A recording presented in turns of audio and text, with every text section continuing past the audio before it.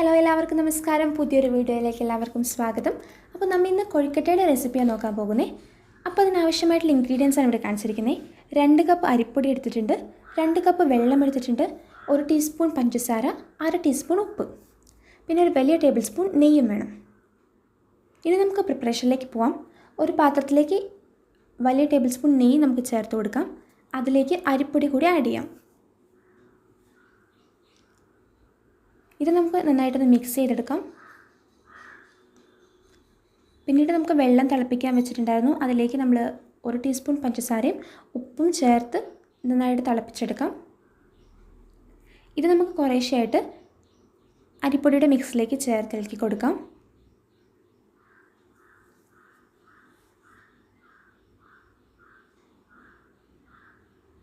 വെള്ളം തികഞ്ഞില്ല എന്നുണ്ടെങ്കിൽ നിങ്ങൾക്ക് വേറെ വെള്ളം തിളപ്പിച്ച ശേഷം ഇതിലേക്ക് ചേർത്ത് കൊടുക്കാവുന്നതാണ്. തിളച്ച വെള്ളം തന്നെ ഒഴിക്കാൻ പ്രത്യേകം ശ്രദ്ധിക്കുക.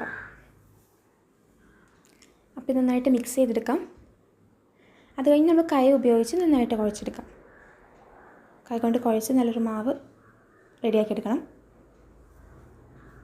അപ്പോൾ അതാ നമ്മുടെ മാവ് ഇവിടെ സെറ്റായിട്ടുണ്ട്. ഇനി നമുക്കിത് കുറച്ച് നേരം റെസ്റ്റ് ചെയ്യാൻ വെക്കാം. ആ ഗ്യാപ്പിൽ നമുക്ക് കൊഴുക്കട്ടയുടെ ഉള്ളിലെ ഫില്ലിങ്സ് പ്രിപ്പയർ ചെയ്യാൻ പോവാം.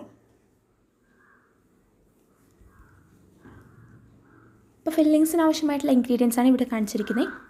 2.5 കപ്പ് തേങ്ങ എടുത്തിട്ടുണ്ട്, 2 കപ്പ് ശർക്കര നീര് എടുത്തിട്ടുണ്ട്. ശർക്കര നീര് മുഴുവനും ഒഴിച്ചെടുക്കണമെന്നില്ല, മധുരം അനുസരിച്ച് ആവശ്യാനുസരണം ഒഴിച്ചു കൊടുത്താൽ മതി. പിന്നെ കുറച്ച് ഏലക്കായ, കുറച്ച് ചുക്കും എടുത്തിട്ടുണ്ട്.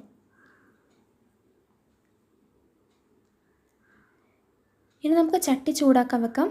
അതിലേക്ക് നമുക്ക് ശർക്കര നീര് ഒഴിച്ചു കൊടുക്കാം. മുമ്പ് പറഞ്ഞ പോലെ മധുരം കൂടുതൽ വേണമെന്നുള്ളവർ ഇത്രയും ചേർത്താൽ മതി, അല്ലെങ്കിൽ അതനുസരിച്ച് കുറയ്ക്കാവുന്നതാണ്. ഇതിന് തിളച്ച് വരണ ഗ്യാപ്പിൽ നമുക്ക് കൊഴുക്കട്ടയുടെ കുഞ്ഞു കുഞ്ഞു ഉണ്ടകളാക്കി എടുക്കാം. അപ്പോൾ നമ്മുടെ ശർക്കര നീരിന് തിളച്ച് വന്നിട്ടുണ്ട്. നന്നായിട്ടിത് തിളച്ച് പൊന്തണം.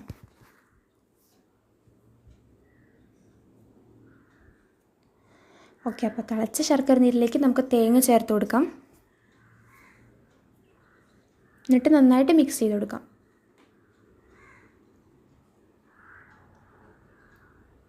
ഈ മിക്സിലേക്ക് നമുക്ക് നമ്മുടെ ഏലക്കായും ചുക്കും കുറച്ച് പഞ്ചസാര ചേർത്ത് നമ്മൾ അടിച്ചെടുത്തിട്ടുണ്ടായിരുന്നു. അതും കൂടി നമുക്ക് ചേർത്ത് നന്നായിട്ട് മിക്സ് ചെയ്ത് കൊടുക്കാം. അപ്പോൾ ശർക്കര നീരിൻ്റെ ആ ഒരു വെള്ളമൊക്കെ ഒന്ന് വറ്റണ പരിവാകുമ്പോഴാണ് നമ്മുടെ ഫില്ലിങ്സ് റെഡിയാവുക. കുറച്ച് ഡ്രൈ ആയിട്ടിരിക്കണമല്ലോ. അപ്പോൾ നന്നായിട്ട് മിക്സ് ചെയ്ത് ആ ഒരു ശർക്കര നീര് വറ്റിയ പാകമാകുമ്പോൾ നമുക്ക് ഫ്ലെയിം ഓഫ് ചെയ്യാം. അപ്പോൾ നമ്മുടെ ഫില്ലിങ്സ് റെഡി ആയിട്ടുണ്ട്. ഇനി നമുക്ക് കൊഴുക്കട്ടയുടെ പ്രിപ്പറേഷനിലേക്ക് പോകാം. അതിലേക്ക് നമ്മൾ മാവ് ഉരുളകളായിട്ട് വെച്ചിട്ടുണ്ടായിരുന്നു. ഇനി നമുക്കത് ഷേപ്പ് ചെയ്തെടുക്കണം.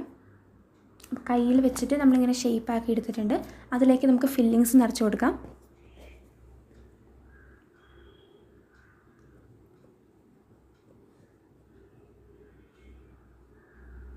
എന്നിട്ടിത് നമുക്കിത് അടച്ചെടുക്കണം. എന്നിട്ടൊരു റൗണ്ട് ഷേപ്പിലാക്കി എടുക്കണം. അപ്പോൾ അടയ്ക്കുമ്പോൾ പൊട്ടിപ്പോവാതെ നോക്കുക. അപ്പോൾ അതിന് വേണ്ടിയിട്ട് കൈ വെള്ളത്തിൽ മുക്കിയ ശേഷം ഇങ്ങനെ വെച്ച് കൊടുക്കുമ്പോൾ കുറച്ചും കൂടി ആ ഷേപ്പ് കിട്ടാനായിട്ട് നല്ലതായിരിക്കും. പിന്നെ നമ്മളൊരു എളുപ്പത്തിന് ഒരു പ്ലേറ്റിൽ വെച്ചിട്ട് ജസ്റ്റ് ഇതൊന്ന് റോൾ ചെയ്തെടുക്കുന്നുണ്ട്. അപ്പോൾ ആ ഒരു റൗണ്ട് ഷേപ്പ് കിട്ടാനായിട്ട് എളുപ്പമായിരിക്കും. അപ്പോൾ നമ്മൾ ഒരു കൊഴുക്കട്ട ഇവിടെ സെറ്റായിട്ടുണ്ട്.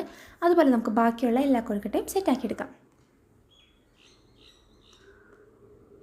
ഇതെല്ലാം റെഡി ആയിട്ടുണ്ട്. നമുക്കൊരു 9 കൊഴുക്കട്ടയോളം നമുക്കിവിടെ കിട്ടിയിട്ടുണ്ട് കേട്ടോ. 2 കപ്പ് അരിപ്പൊടിയിൽ നിന്ന് 9 കൊഴുക്കട്ട നമുക്ക് കിട്ടിയിട്ടുണ്ട്.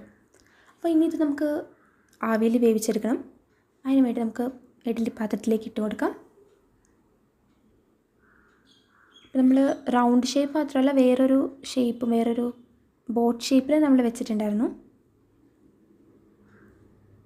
ഇനി നമുക്ക് പാത്രം അടച്ചു കൊടുക്കാം. അപ്പോൾ കുറച്ച് നേരം കഴിഞ്ഞ് തുറക്കുമ്പോൾ നമ്മുടെ കൊഴുക്കട്ടയൊക്കെ നല്ല വെന്ത് സെറ്റായിട്ടിരിപ്പുണ്ടാവും. ഇനി നമുക്കിത് വേറൊരു പാത്രത്തിലേക്ക് സെർവ് ചെയ്ത് കൊടുക്കാം.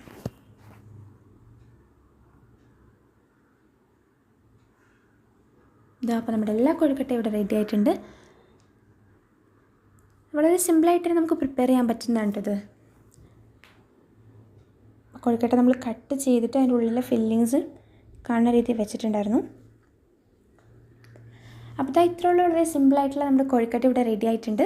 അപ്പോൾ വീഡിയോ ഇഷ്ടപ്പെട്ടെന്ന് വിചാരിക്കുന്നു. ഇഷ്ടപ്പെട്ടെങ്കിൽ എല്ലാവരും ട്രൈ ചെയ്ത് നോക്കുക.